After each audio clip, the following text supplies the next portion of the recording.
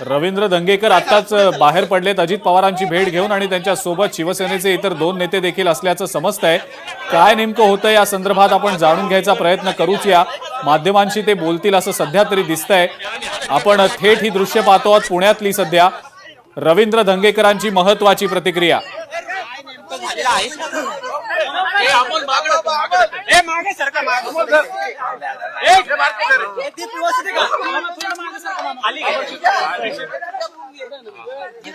Boom खाली घ्या थोडे, अरे बूम खाली घ्या थोडे। मामा किती जागांचा प्रस्ताव तुम्ही अजित पवारांना दिला त्याचं उत्तर सांगा। अजित पवारांसोबत जवळपास तासभर तुमची बैठक झाली। किती जागांचा प्रस्ताव तुम्ही घेऊन आला? किती जागांचा प्रस्ताव दिलेला होता थेट उत्तर द्या। याच्यामध्ये दादांना पर्यंत आम्ही भेटलोय आणि दादांना भेटल्यानंतर माझ्याबरोबर आमचे पक्षाचे पदाधिकारी माझ्याबरोबर होते आणि दादांशी आम्ही चर्चा झाली। येणाऱ्या महानगरपालिकेच्या निवडणुकीमध्ये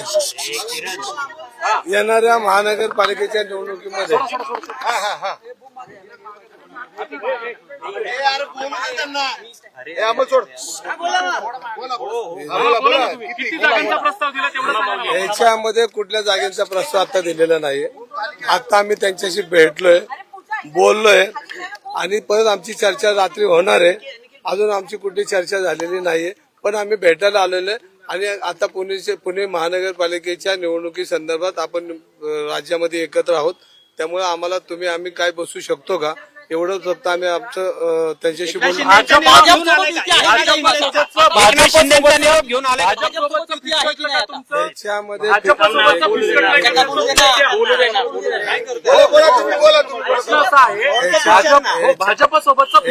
याच्यामध्ये सदिच्छा भेट होती, निवडणूक आहे असली तरी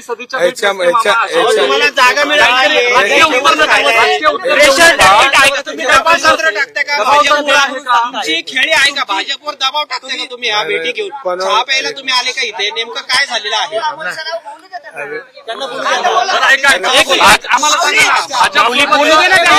भाजप सोबतचं फिसकटलंय का त्यांच्या सोबतचं युतीचं ठरलंय त्याचं उत्तर द्या। याच्यामध्ये अजूनही युतीची चर्चा आणि सगळ्या गोष्टी स्पष्टता अजून आलेली नाही। आम्ही माझ्याबरोबर असणारे शिवसेनेच्या कार्यकर्त्यांची आमची चर्चा झाल्यानंतर आम्ही दादांना भेटायला आलो आणि दादांना भेटायला आल्यानंतर आम्ही काही गोष्टीची चर्चा करण्याचा प्रयत्न केला, पण दादांपुढे एवढी मीटिंग बैठक होती, दादांबरोबर बसलो, गप्पा मारल्या आणि आम्ही दादांना सांगितलं की तुम्ही आणि आम्ही जर येत असेल तर आपल्याला पुढे काय करता येईल। ग्रीन सिग्नल दिला अजून दादांनी काय ग्रीन सिग्नल दिला नाही, पण आम्ही एक राजकीय भेट आणि शेवटी महानगरपालिकेच्या निवडणुकीत सर्व कार्यकर्त्यांच्या चर्चा अंती एकदा आम्ही भेट घेतलेली।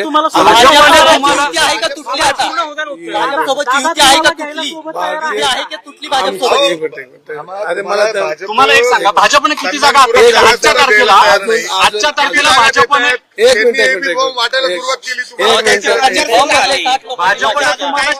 किती जागा दिल्या भाजपनं तुम्हाला? स्पष्टता युतीची स्पष्टता अजून पूर्णपणे आमच्यापर्यंत आलेली नाहीये। कोणाला निरोप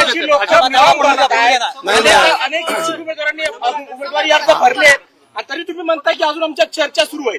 भाजप तुमच्यावर दुर्लक्ष करताय का?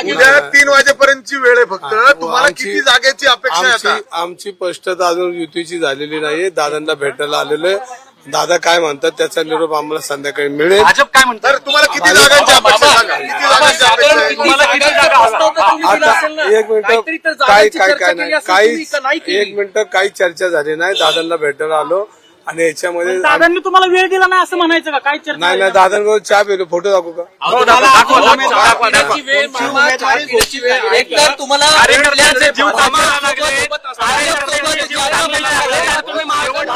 चहा प्यायला आले होते का? कार्य- कार्यकर्त्यांना घेऊन आम्ही दादांकडे आलो होतो बोलत नसते बोला. आणि कार्यकर्त्यांना घेऊन आल्यानंतर दादांबरोबर आमची चर्चा जी आहे ती बोलण्याचा प्रयत्न तुम्ही केला. बोला. तसं नाही. पक्षश्रेष्ठींनी काय सांगितलंय? अजित पवारांसोबत जाऊन युती करायचं सांगितलंय पक्षश्रेष्ठींनी? पक्षाच्या तशा काही सूचना मला नाहीयेत, ऑफिशियल भेट नव्हते. ऑफिशियल मला सूचना नव्हत्या, पण काही कार्यकर्त्यांसह आम्ही या ठिकाणी आलो होतो आणि याच्यामध्ये पक्षाने काय मला सूचना दिल्या नाहीत, पण आम्ही कार्यकर्त्यांना घेऊन किती जागा दादा घेऊन आला होता? नाही अजून प्रस्ताव बिस्ताव काय आलेला नाही. भाजप सोबत काहीच ठरत नाहीये का तुमचं? मग भाजप सोबत काहीच ठरत नाहीये का? प्रस्ताव असा काय आलेला तुम्ही नाही. प्रेशर टॅक्टिक साठी करताय अशा पद्धतीचं? नाही प्रेशर नाही. मग तुम्ही भूमिका स्पष्ट का नाही करत? दादा तुम्हाला आमची भाजपसोबत जायचंय नाही जायचंय? दादा एकतर भाजप सोबत इतक्या बैठका झाल्या, एकाही बैठकीला तुम्हाला बोलवलं गेलं नाही, तुम्ही तिथं गेला नाहीत, आणि आता असं काय घडलं की तुम्ही थेट अजित पवारांच्या राष्ट्रीय सोबत बोलणं करायला आला? नाही दादांच्या काय पहिल्यांदा येतो का? दादांकडे नेहमी येतो मी. पण भाजप सोबत एकाही बैठकीला तुम्ही नव्हता. दादांच्या बैठकीला दादांचा माझ्या परिवाराचा संबंध आहे. कधी तुम्ही ऐकलं असेल दादांना भेटायला मी कधी भेट मामा किती एबी फॉर्म दिले सेनेने? मामा एबी फॉर्म किती वाटले सेनेने? सेनेने किती उमेदवारांना आतापर्यंत सेनेने एबी फॉर्म दिले? अजून आमचा एबी फॉर्म अजून कुठल्याही कार्यकर्त्याला दिला नाही. सगळ्यांना फॉर्म भरायला लावलेले आहेत. आमचा एबी फॉर्म आज त्यांना उद्या सकाळपर्यंत सगळ्या कार्यकर्त्यांना पोहोचेल. आमचा काय त्याचा प्रस्ताव नव्हता. आम्ही फक्त दादांना भेटायला आलो आणि भेटे आणि ते आम्हाला चर्चा करायची होती आपल्याला कसं जाता येईल का. मुख्यमंत्र्यांच्या भेटीसाठी गेले असताना त्यांनी किती जागांचा प्रस्ताव दिला आणि भाजपकडनं तुम्हाला किती जागांचं उत्तर आलंय? त्या जागांवर तुम्ही समाधानी आहात का नाहीयेत? कारण उद्या शेवटचा दिवस आहे. आता याच्यात कोण काढणार आणि कसा काढणार? आता याच्यामध्ये शिवतरेंनी प्रस्ताव काय दिला हा मला माहिती नाही, पण आम्ही 10-12 कार्यकर्ते आलो म्हणजे त्याच्यामध्ये सर्व पदाधिकारी होते आणि त्यांना एकदा दादांपुढे आमची एक चर्चा करायची होती की दादांनी आम्हाला अजून बोललो आम्ही. दादा म्हणले मी संध्याकाळी तुमच्याशी बोलतो. तुम्ही कुठल्या मुद्द्यांवर बैठकीतले काय मुद्दे होते? कुठल्या आता मुद्द्यांवर चर्चा झाली. प्रस्ताव जो तुम्ही दिलेला आहे प्रस्ताव- कुठल्या तरी जागांवर दिलेला प्रस्ताव असेल ना?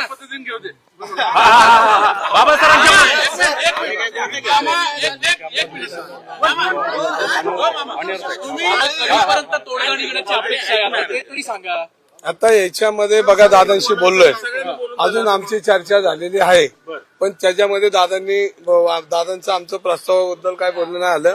पण ही आमची राज्यामध्ये आम्ही एकत्र काम करतो आणि महानगरपालिकेत एकत्र का करू नये म्हणून त्यासाठी आम्ही बोलायला आलो. पण दादांनी त्याबद्दल आम्ही बोललो त्यांच्याशी, पण आम्हाला ते व्यवस्थित रात्री फोन करू. अजित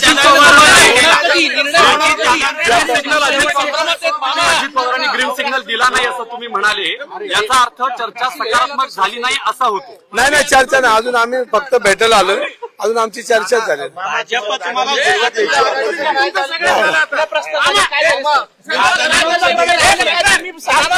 मी शिवसेनेत आहे आणि कायम धनुष्यबाणाला जाणार. तुमच्या मुलाला तिकीट दिलं नाही तुम्ही म्हणून नाराज आहे. अरे मी नाराज आहे, माझी मुलं लय आहेत, तुमच्या सेटला मुलं आहेत माझी.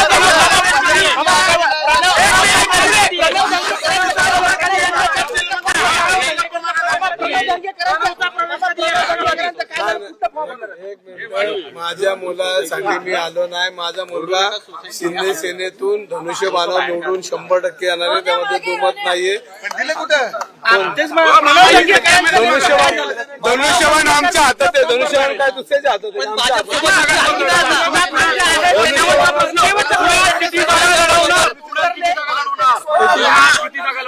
तुम्हाला सांगतो ना किती लढणार. तुम्ही लागणारच नाही.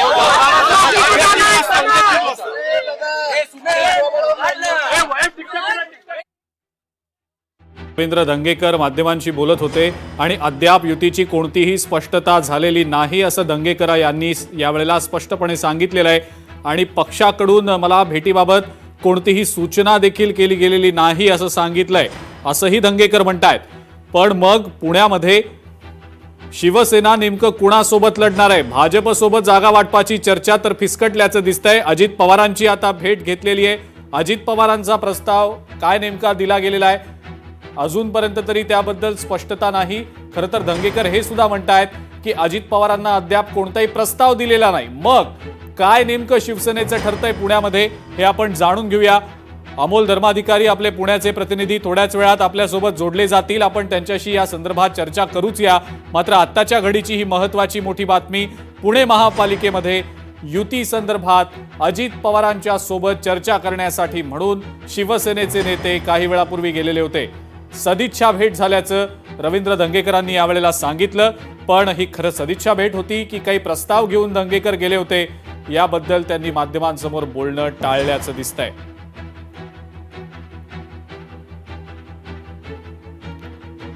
काय नेमकं पुण्यामध्ये घडणार आहे याबद्दलची कोणतीही स्पष्टता सध्या तरी महायुतीच्या अनुषंगानं दिसत नाहीये. कारण शिवसेनेनं जो काही प्रस्ताव जागांचा दिलेला होता तो भाजपकडनं मंजूर करण्यात आलेला नाही असं समजलेलं होतं. त्यामुळं कुठंतरी आता शिवसेना पुण्यामध्ये अजित पवारांच्या सोबत जाण्याचा पर्याय चाचपडून बघतीये का असं सध्या तरी पाहायला मिळतंय. मात्र जर अजित पवारांकडनं सुद्धा सकारात्मक प्रतिसाद मिळाला नाही तर मग शिवसेना नेमकं काय करणार? स्वबळावर पुणे पालिका निवडणूक लढवणार का?